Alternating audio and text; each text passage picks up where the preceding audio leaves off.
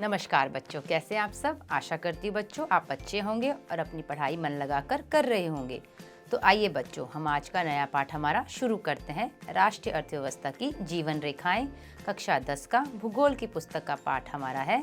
तो बच्चों इसमें हम पढ़ेंगे हमारे जल परिवहन, स्थल परिवहन और वायु परिवहन के बारे में। साथ में हम इसमें जानेंगे हमारे संचार के साधनों के बारे में। तो बच्चों आइए हम अपना नया पाठ शुरू करते हैं।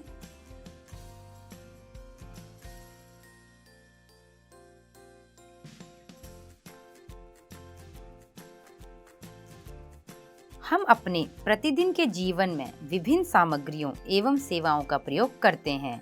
इनमें से कुछ हमारे आसपास उपलब्ध होती हैं, जबकि कुछ अन्य चीजों की जरूरतें दूसरे स्थानों से लाकर पूरी की जाती हैं। वस्तुओं तथा सेवाओं के आपूर्ति स्थानों से मांग स्थानों तक ले जाने हेतु परिवहन की आवश्यकता होती है। कुछ व्यक्ति इसको उपलब्ध करवाने में संलग्न हैं। जो व्यक्ति उत्पाद को परिवहन द्वारा उपभोक्ताओं तक पहुंचाता है, उन्हें व्यापारी कहा जाता है। अतः एक देश के विकास की गति वस्तुओं तथा सेवाओं के उत्पादन के साथ उनके एक स्थान से दूसरे स्थान तक वहन की सुविधाओं पर भी निर्भर करना पड़ता है। वस्तुओं तथा सेवाओं का लाना ले जाना पृथ्वी के 3 महत्वपूर्ण क्षेत्रों पर किया जाता है: स्थल, जल तथा वायु। इन्हीं के आधार पर परिवहन को स्थल, जल व वायु परिवहन में वर्गीकृत किया जा सकता है। बहुत समय तक व्यापार तथा परिवहन सुविधाएं एक सीमित क्षेत्र तक ही किया जाता था। परिवहन का ये विकास संचार साधनों के विकास की सहायता से ही संभव हो सका है। इसीलिए परिवहन, संचार व व्यापार एक दूसरे के पूरक हैं। बच्चों इस चित्र को देखें। परिवहन के साधन दिखाए गए हैं। स्थल परिवहन में आता है सड़क परिवहन, रेल परिवहन, पाइपलाइन। जल में आता है आंतरिक जल परिवहन, समुद्री जल परिवहन। वायु में घरेलू विमान सेवा, जिसमें आती हैं सार्वजनिक प्राधिकरण, निजी विमान सेवा, और दूसरा है अंतर्राष्ट्रीय विमान सेवा। तो बच्चों इसमें आप देख सकते हो हमारे पास परिवहन के कितने साधन हैं। 3 मुख्य साधन हैं और उनके अंतर्गत अन्य साधन हैं। तो बच्चों इस अध्याय में आप पढ़ेंगे कि किस प्रकार आधुनिक संचार तथा परिवहन के साधन हमारे देश और इसके आधुनिक अर्थव्यवस्था को संचालित करते हैं। अतः ये स्पष्ट है कि सघन व सक्षम परिवहन का जाल तथा संचार के साधन आज विश्व, राष्ट्र व स्थानीय व्यापार हेतु पूर्व अपेक्षित हैं। तो बच्चों अब हम देखेंगे हमारे परिवहन में सबसे पहला स्थल परिवहन। भारत विश्व के सर्वाधिक सड़क जाल वाले देश में से एक है। ये सड़क जाल लगभग 56 लाख किलोमीटर है। भारत में सड़क परिवहन रेल परिवहन से पहले प्रारंभ हुआ। निर्माण तथा व्यवस्था में सड़क परिवहन रेल परिवहन की अपेक्षा अधिक सुविधाजनक है। रेल परिवहन की अपेक्षा सड़क परिवहन की बढ़ती महत्ता निम्न कारणों से है। प्रथम, रेलवे लाइन की अपेक्षा सड़कों की निर्माण लागत बहुत कम है। दूसरा, अपेक्षाकृत उबड़ खाबड़ व विच्छिन्न भूभागों पर सड़कें बनाई जा सकती है। तीसरा, अधिक ढाल प्रवणता तथा पहाड़ी क्षेत्रों में भी सड़कें निर्मित की जा सकती है। चौथा, अपेक्षाकृत कम व्यक्तियों, कम दूरी व कम वस्तुओं के परिवहन में सड़क मितव्ययी है। अगला, ये घर घर सेवाएं उपलब्ध करवाता है तथा सामान चढ़ाने व उतारने की लागत भी अपेक्षाकृत कम है। अगला, सड़क परिवहन अन्य परिवहन साधनों के उपयोग में एक कड़ी के रूप में भी कार्य करता है, जैसे सड़कें, रेलवे स्टेशन वायु व समुद्री पत्तनों को जोड़ती हैं। बच्चों जैसे पहाड़ी इलाकों, हिमाचल प्रदेश व उत्तर पूर्वी राज्यों व राजस्थान के मरुस्थलीय इलाकों में सड़कें बनाई गई हैं। बच्चों भारत में सड़कों की सक्षमता के आधार पर इन्हें निम्न 6 वर्गों में विभाजित किया गया है। राष्ट्रीय राजमार्ग को मानचित्र में देख सकते हैं आप। इन सड़कों की महत्वपूर्ण भूमिका हम आपको बताने जा रहे हैं। बच्चों पहले हम पढ़ेंगे स्वर्णिम चतुर्भुज महाराजमार्ग, जिसे अंग्रेजी में गोल्डन क्वाड्रिलेटरल सुपर हाईवे कहा जाता है। भारत सरकार ने दिल्ली, कोलकाता, चेन्नई, मुंबई व दिल्ली को जोड़ने वाली 6 लेन वाली महाराजमार्गों की सड़क परियोजना प्रारंभ की है। इस परियोजना के तहत 2 गलियारे प्रस्तावित हैं। प्रथम, उत्तर दक्षिण गलियारा जो श्रीनगर को कन्याकुमारी से जोड़ता है। बच्चों मानचित्र में आप देख सकते हैं। द्वितीय, जो पूर्व पश्चिम गलियारा जो सिलचर, असम तथा पोरबंदर, गुजरात को जोड़ता है। इस महाराजमार्ग का प्रमुख उद्देश्य भारत के मेगा सिटी के मध्य की दूरी व परिवहन समय को न्यूनतम करना है। ये राजमार्ग परियोजना भारत के राष्ट्रीय राजमार्ग प्राधिकरण के अधिकार क्षेत्र में है। दूसरा है हमारा राष्ट्रीय राजमार्ग, जिसे अंग्रेजी में हम नेशनल हाईवेज कहते हैं। राष्ट्रीय राजमार्ग देश के दूरस्थ भागों को जोड़ते हैं। ये प्राथमिक सड़क तंत्र हैं जिनका निर्माण व रखरखाव केंद्रीय लोक निर्माण विभाग CPWD के अधिकार क्षेत्र में है। अनेक प्रमुख राष्ट्रीय राजमार्ग उत्तर से दक्षिण तथा पूर्व से पश्चिमी दिशा में फैले हैं।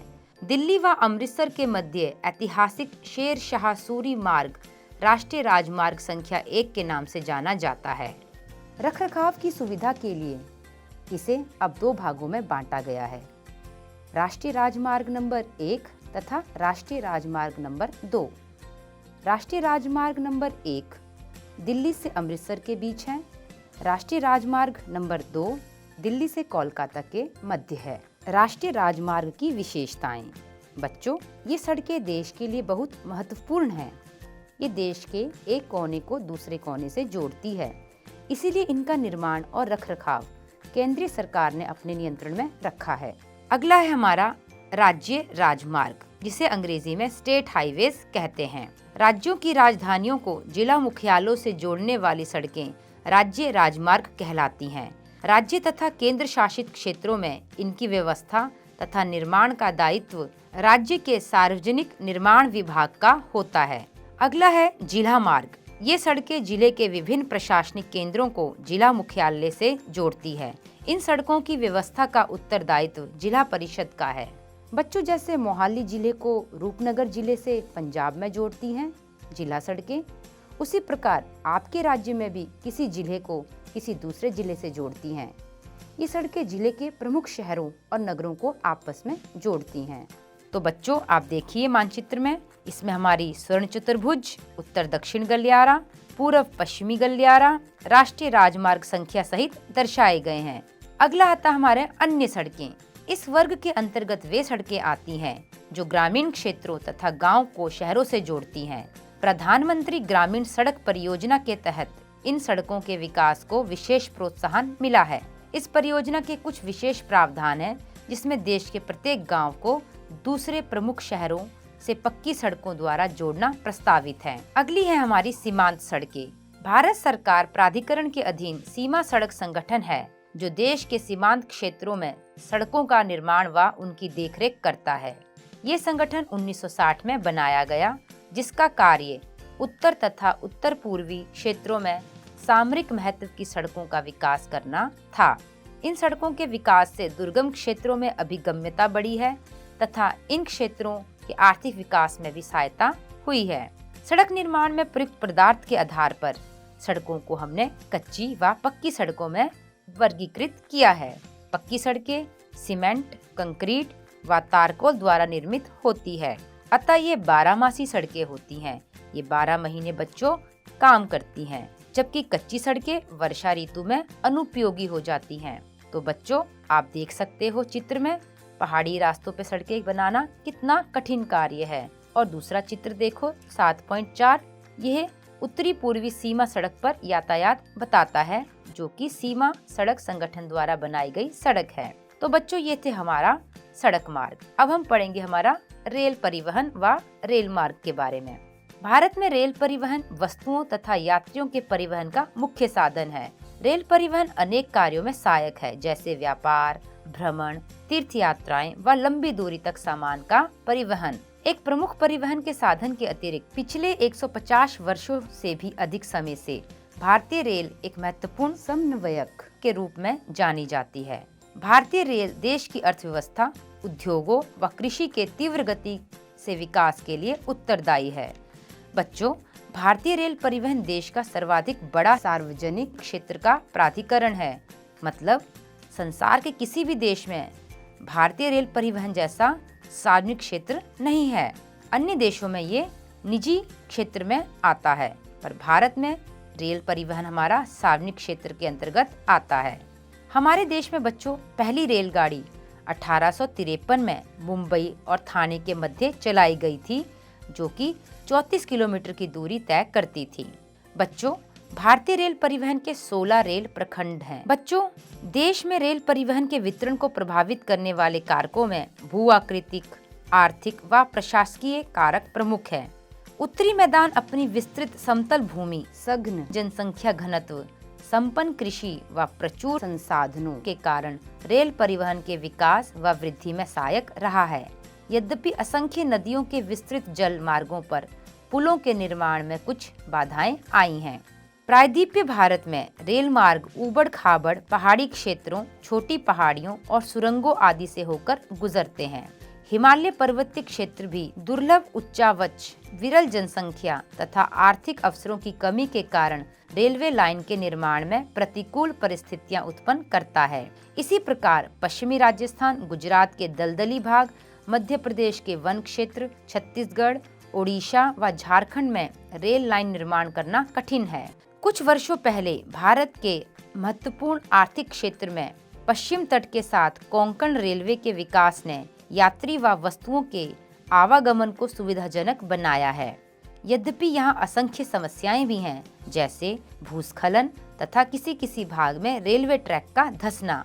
बच्चों, आज राष्ट्रीय अर्थव्यवस्था में परिवहन के अन्य सभी साधनों की अपेक्षा रेल परिवहन प्रमुख हो गया है। तो आओ बच्चों, अब हम बात करते हैं हमारे अगले साधन की, वह है पाइपलाइन। भारत के परिवहन मानचित्र पर पाइपलाइन एक नया परिवहन का साधन है। पहले पाइपलाइन का उपयोग शहरों व उद्योगों में पानी पहुंचाने हेतु होता था। आज इसका प्रयोग कच्चा तेल, पेट्रोल उत्पाद तथा तेल से प्राप्त प्राकृतिक तथा गैस क्षेत्र से उपलब्ध गैस शोधनशालाओं, उर्वरक कारखानों व बड़े ताप विद्युत ग्रहों तक पहुंचाने में किया जाता है। बच्चों, देश में पाइपलाइन परिवहन के 3 प्रमुख जाल है। पहला है ऊपरी असम के तेल क्षेत्र से गुवाहाटी, बरौनी व इलाहाबाद के रास्ते कानपुर तक। इसकी एक शाखा बरौनी से राजबंद होकर हल्दिया तक है।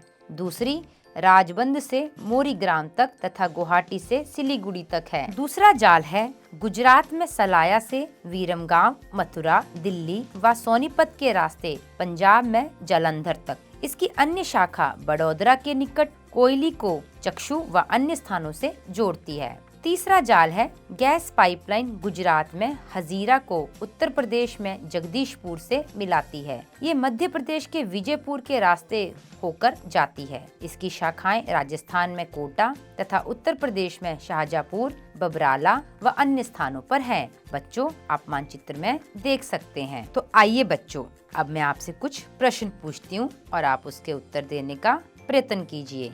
पहला प्रश्न, परिवहन के साधन किसे कहते हैं? उत्तर, जो साधन यात्रियों और सामान को एक स्थान से दूसरे स्थान पर ले जाते हैं उन्हें परिवहन के साधन कहते हैं। अगला प्रश्न, परिवहन के प्रमुख साधन कौन से हैं? उत्तर है सड़कें, रेलें, नावें, समुद्री जहाज और हवाई जहाज। अगला प्रश्न, भारत में पहली रेलगाड़ी कब और कहां से कहां तक चली? उत्तर है भारत में पहली रेलगाड़ी 1853 में मुंबई और ठाणे के बीच चलाई गई। अगला प्रश्न, देश की सबसे लंबी पाइपलाइन कौन सी है और इसका क्या महत्व है? उत्तर है हजीरा, विजयपुर, जगदीशपुर गैस पाइपलाइन देश की सबसे लंबी पाइपलाइन है। अगला प्रश्न, भारत में कच्ची सड़कों का क्या महत्व है? उत्तर, भारत में कच्ची सड़कों का महत्व मुख्यतः ग्रामीण क्षेत्रों के लिए है। इन सड़कों पर प्रायः बैलगाड़ियों द्वारा माल ढोया जाता है। इनके द्वारा छोटी दूरियों की यात्रा होती है। अगला प्रश्न, आजकल रेल इतनी महत्वपूर्ण क्यों है? उत्तर, रेलें सबसे अधिक संख्या में यात्रियों को एक स्थान से दूसरे स्थान पर ले जाती हैं। दूसरा, रेल प्रतिवर्ष भारी मात्रा में खाद्यान्नों और उर्वरकों की ढुलाई करती है। रेल कोयले, खनिज तेल और खनिज अयस्क की लंबी दूरी तक ढुलाई करती है। अगला प्रश्न, स्वर्णिम चतुर्भुज एक्सप्रेस महामार्ग से जोड़े जाने वाले नगरों के नाम बताइए। उत्तर है दिल्ली, मुंबई, चेन्नई और कोलकाता। अगला प्रश्न, राष्ट्रीय महामार्ग और राज्य महामार्ग में अंतर स्पष्ट करें। राष्ट्रीय महामार्ग राष्ट्रीय स्तर के महत्व का होता है। राज्य महामार्ग एक राज्य स्तर के महत्व का होता है।